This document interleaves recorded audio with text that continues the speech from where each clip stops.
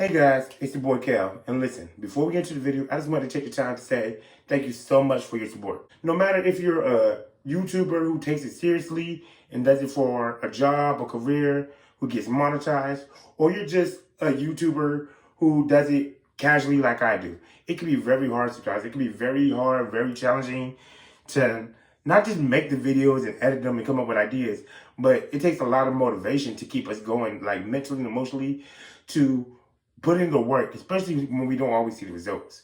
But I just always wanted to say thank you. For the ones who've been with me since day one, since I first started my videos, thank you so much. You guys are true, you guys are the fam. And for the newcomers, welcome, hi, thank you. I hope that as you watch my videos, I entertain you, I make you laugh, I make you smile. With some videos I do, I hope I make you think and make you, find something within yourself mentally or emotionally or spiritually that you wasn't aware of before that helps you better in the future or helps you expand your mindset. And hopefully within the videos you watch, hopefully you find something that entices you to join the channel, subscribe. So again, I just want to say thank you guys. Like I said, no matter how many views I get and no matter how many subscribers, I just want to say thank you. Thank you so much for, subscribing to me, because thank you so much for supporting me and enjoying my videos. Or even if you don't enjoy my videos and you just want to support me, thank you so much for the love, you guys. Like, for real, thank you. Please don't forget to like, comment, and subscribe. I know I don't say that much in my videos, and personally, when I watch videos, when I hear people say that all the time, I understand it can be annoying, it can seem forceful and intimidating. But please don't forget to like, comment, subscribe. The algorithm is really crazy. Unless you support the videos by liking them, there's no way our videos can get viewed. But even if you don't like a video, comment down below why. Put a thumbs down so I know what type of videos to give y'all, so I can know, okay, maybe this ain't the video for them. Or maybe, you can tell me something in the comments about how I can make my videos better, or what I said or what I did in the video that turned you off from the video. But like I said, no matter what, thank you guys. I hope y'all enjoy my video. Smile, laugh, relax. Maybe grab a notebook, because the way I talk about certain things, you might learn something. Who knows? But again, thank you guys, and y'all enjoy the video. All she ever say is come and see me for once. Come and see me for once. You don't ever come to me. Yeah. You don't ever come to me. Yeah. All she ever say is come and see me for once. Come and see me for once. You don't ever come to me. Yeah. What's up, you guys? It's your boy Cal. So look, right? One of the many things about comics that could be used as symbolism, or that could be said is real in correlation to the real world, is the fact that comics can also often at times represent the darkness of the world, right? But unlike the real world, you could say that comics, the world of comics, are no doubt a little bit darker, because they have to deal with superpower beings and monsters and gods and all that other stuff. While in the real world, we may not have to deal with that, but we're still dealing with stuff like homelessness and failure, anxiety, war, sickness, and so much stuff going on that it often gets people down.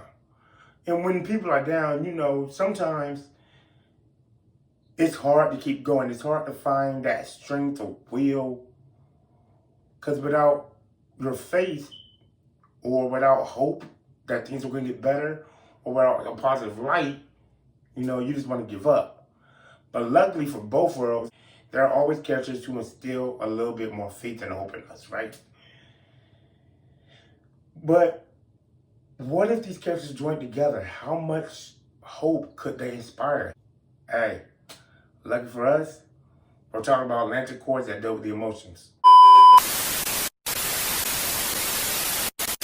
So, if you know anything about DC Comics, or you have seen any of my previous Atlantic Core videos, you would know that all the emotions represent some type of color that's along the Roji Biv rainbow color grid, right? So, while we have done the color of will, which was green, we've done rage representing red, The next one we're doing today, we're doing Hope.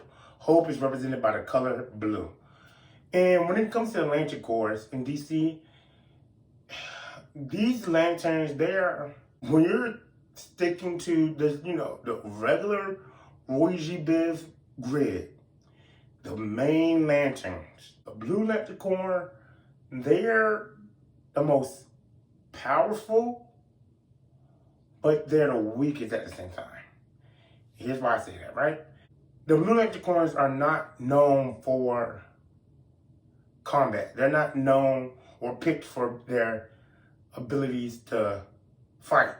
However, they're also the most powerful because they're able to instill more of the positive emotions like love and will, or solidify things like strength and stuff.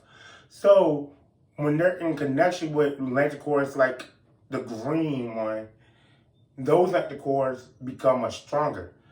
And because hope is such a positive force that helps people overcome, they can depower and weaken lantern corps such as rage and the Sinestro corps, right? So pretty much they still have the same powers, like, making constructs based on how much they still hope and everything. And like I said, the other powers they have, like survival in space or water and all these other things, right? But like I said, the main powers they have, because they're not combatants, they are able to instill more faith or increase the hope and light within other emotions. And they're able to drain other dark emotions. So with that being said, like I said, today we are going to be recruiting our Multiversal Blue Lantern Corps. So, like always, you guys, you know what we got to do. Let's go over the rules. Rule number 1, each recruitment team can only have up to 7 members. No more than 7, no less than 5. That way, it's a good starting ground. You have people on reserves, you have people doing solo missions, you have people on the field, whatever the case may be, right? However, for this corps was a little hard to choose because, like I said, while you can often find people who have will and stuff, it's often hard to find people who instill hope. It's often hard to find people who rally people together and say, look, no matter what, we can do this. So for this corps, like I said, I'm only going to be doing 5, especially since, like I said, this corps, they're not really known for combat. So we shouldn't have to worry about doing a whole 7-member group. Rule number 2, no variance. Like always, I know what I like to say. When it comes to variance, when it comes to common fans, we know variance to mean, oh, you got a Spider-Man from this dimension, Spider-Man from this dimension, Spider-Man from that dimension. No, we're not doing all that. The only person we're pulling one form of someone, and that's it. That's the form that we have. Any possibility they have is in that one form. If it's not in that form, it's not a possibility. 2, since we're doing the Multiversal Corps, Marvel is a universe. DC is a universe. Ninja Turtles, universe. Captain 11, universe. Slug Terror, universe. Each fandom, each different group, there's going to be a universe. So that's the ones we're pulling from. Rule number 3, when we pull from a universe, we can only pull up to 2 members from that universe, right? We can't do more than 2 members. Like I said, you don't have to pull a member from a particular universe at all. But if you do, like I said, this is a multiversal corps. We don't want to keep pulling the same people from the same universe because then they want to be multiverse. So if you're choosing a different universe, the most you can pull up is 2. And like I said, for this one, since we're only doing 5 members, we're going to try to keep it at 1 universe for 1 person. You feel me? All right. And the last rule being locked membership. When I pull these characters, they are locked in and locked in for good.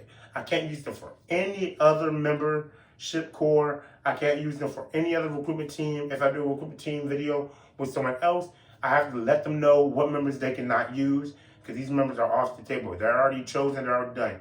They're only used for this team and this team alone. So, with that being said, let's see who's going to take up the oath today. The first member of the corps I'm going to take up, it's probably no surprise to anyone because he is known to be the rallying force, the hearing voice, the go-to person, the one that people always look up to within the Marvel Universe. That's Steve Rogers himself. Everybody looks up to Steve Rogers. When people are down, he doesn't have no powers. The gods look up to him. Aliens look up to him. They're the one force that he always looks up to. Even when it came to stories like Civil War, people rallied behind him and the war stopped due to his death. If you look at stories like Secret Wars, he had the one voice who was like, no, there's another way we can do this instead of destroying the world. There's so many things that, even in the greatest odds, Steve Rogers, fights against. That's why he's such a great person. That's why he was chosen to be Captain America. Because he always worries about doing the right thing. He always wants to be that positive light. The second member I'm putting up here is Uncle Iroh from Legends of Korra and Avatar: The Last Airbender. Uncle Iroh, okay. So y'all know how older generations say that their mentor, their psychologist is Yoda or Uncle Phil. No. If you grew up with me, our mentor, our psychologist is Uncle Iroh. We're not paying for no psychologist. We're not paying for no stream. We're not paying to go learn how to meditate. Why? Because all we got to do is turn on TV and go to an episode where Uncle Iroh's spitting some real shit. Right? Uncle Iroh, he is my favorite. Man, Uncle Iroh is my favorite character. And I wish we would have saw more of him. I wish we'd have had like a solo series for a comic book or like a little offset episode. Because that one episode by his son's death, devastating. We could have put him in Will, sure. But nah. I could have made him a compassionate character for the Indigo tribe.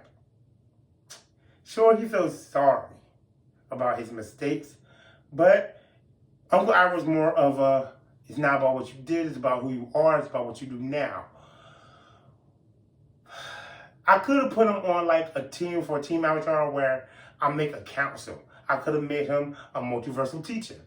No. We're going to put Uncle Iroh with the Hope Corps, because Uncle Iroh is still the Hope. Shit, there's a lot of shit I wasn't going through at the time that now I'm going through that connected to the show, but it's like, because Uncle Iroh, I remember the journey he took with Zuko, and I remember Zuko's progression. So we're going to put Uncle Iroh up here, because like I said, they're not known for combatants. Even though Uncle Iroh's a real powerful combatant, he's also older. But like I said, they're also known for instilling faith and increasing somebody's will. And look how he did it for Toph, Aang, Zuko. Uncle Iroh's up here because, like I said, the Corps is known for being supportive in that rallying voice and like the mentor types. So we're putting Uncle Iroh here. The third member I'm going to put up here is Eli Shane from Slug Terror. If you haven't seen any of my other recent videos where I mentioned Slug Terror is basically a modern version of Pokemon. A modern and an older version of Pokemon where there's this underground world and these little slugs with elemental powers and stuff stabilize the universe. But they use the slugs as weapons as well. In the show, the universe is being attacked by this businessman who is destabilizing the world, and he's teaming up with creatures from other dimensions and stuff. And everybody's feared of him. Everybody's scared that the world is going to go to crap. But there's this one guy named Eli Shane. He's a teenager that people look up to and rally for. One may think it's because his dad was the first Shane, and Shane legacy is all about saving, Slug Terror and being a hero. But we don't really see much about his family and stuff. But Eli Shane, a lot of people rallied against him. There's characters who retired from slug slinging, who came out of retirement because of how much positivity and hope Eli had and how much faith he put in them. There's characters who, the slugs themselves, they looked up to Eli and wanted to do the right thing. There's people who would change their heart. There'll be slug hunters looking for money or stuff, and they'll change their ways because of how much of a good, positive light Eli Shane was. So we're going to put Eli Shane up here. The fourth member of my Corps is going to be Percy Jackson from the RECRUITMENT universe. Percy Jackson, Okay, for this one, this is the title character that I actually do really like and I actually do enjoy, who's one of my favorite characters. Percy Jackson. Within the Percy Jackson series, we learn about Greek heroes and Roman heroes and how each one has a fatal flaw. Percy Jackson's fatal flaw was basically that he would it was personal loyalty.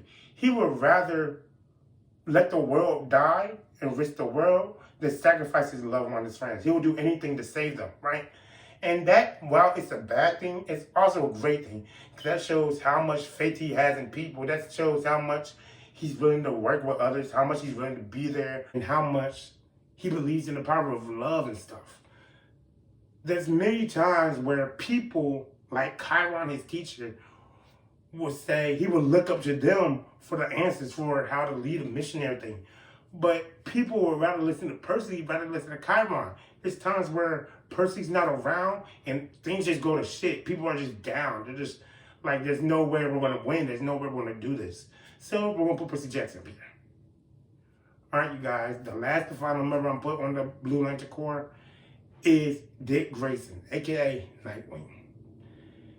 If you've seen the show Young Justice, there was a moment where Nightwing basically made a call to all the heroes. And Batman had a way of saying that even though Dick didn't believe people were going to show up, he knew because he instills a lot of hope in people. People look up to him. And being that, Batman was his father and his mentor, he also was a mentee to Superman. So while Batman is shut off from emotions and rather believe in fear and darkness, there was times like when Robin became Nightwing, he decided to still more hope in people. He's more of a positive light. People gather around him. Like in the absolute power event, he stands up and makes the call like, hey, we might not have our powers. We might be being attacked by all fronts, but this is who we are. We're going to do this no matter what. We're going to overcome. So with that being said, Dick Grayson is going to be the next member of this team. So you guys, those are all the members of the Blue Lantern Corps I'm going to put up here. Let me know what you think about my corps. What corps should I do next? What other members would you like to see in any video, whether it be a Lantern Corps video or rather have been a different recruitment season video? Who are some of your favorite members amongst the characters who instill hope and why? What is your favorite Lantern Corps? What's the best one I've done so far? Don't forget to like, comment, subscribe. You guys know what it is. I'm going to catch you guys later. Deuces.